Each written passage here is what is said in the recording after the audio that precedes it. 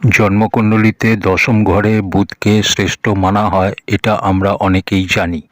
এখানে বসে বুধ জাতককে রাজনীতিজ্ঞ বানায়, বুদ্ধিমান বানায়।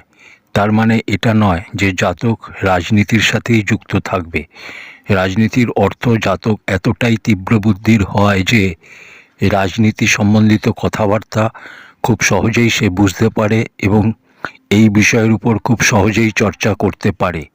কিন্তু জন্মকুণ্ডলীর চতুর্থ ঘরে যদি বুধ বসে যায় তাহলে তা অত্যন্ত শ্রেষ্ঠ। বুধ যদি এখানে উচ্চ রাশিতে হয় বা বলি অবস্থায় হয় তাহলে জাতক রাজনীতিতে উচ্চ পদ প্রাপ্ত করবে। এছাড়াও জাতক উচ্চমানের কূটনীতিজ্ঞ হবে। আমরা জানি রাজনীতি আলাদা আর কূটনীতি আলাদা। এটা তখনই হবে যখন বুধ বলি অবস্থায় হবে বা উচ্চ রাশিতে হবে বা শুভ গ্রহের দ্বারা দৃষ্টিত হবে বা অংশ বলে বলি হবে বা ষট বলে বলি হবে। তাহলে জাতককে ভালো রাজনীতিজ্ঞ ও কূটনীতিজ্ঞ বানাবে।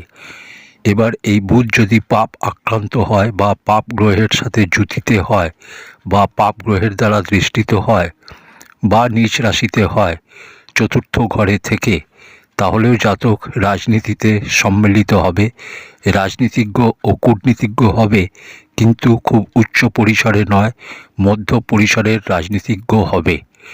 এরকম জাতক যদি রাজনীতিতে নাও যায় তাহলেও এদের রাজনীতি বোঝার ক্ষমতা বা দক্ষতা ভালো থাকে।